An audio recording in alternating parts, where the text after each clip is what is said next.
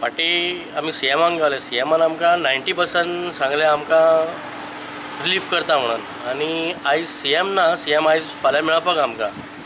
आतां सगळे एजीचे डिसिजन कितें आसलें बार एंड रेस्टॉरंटाक लागना म्हणून. आनी लागना ते हितून आमी खोशी आसले बाबा आमकां लागना म्हणून. अनफॉर्च्युनेटली काल कोर्ट जालो 3 बेंच आनी त्या कोर्टाक डिसिजन येयलें की बार एंड रेस्टॉरंटूय बंद करचें म्हणून. की आतां सगळ्याची फॅमिली जावं आमी आहा तांकां आमकां सगळ्यांक त्रास जाता. कारण कितें रेस्टॉरंट ना, बार ना जाल्यार रेस्टॉरंटान कोण येवचें ना. आनी येदी व्हडली आमची 100 खुर्च्यांची रेस्टॉरंटां आमी शिफ्ट करूंक शकना. ही आमची परिस्थिती जाल्ली आतां. आतां कितें 11,000 बारां आसलीं, 11,000तल्यान 3,200 इफेक्टेड जाता. 2,300 तूं चोबल लोक कावंट कर.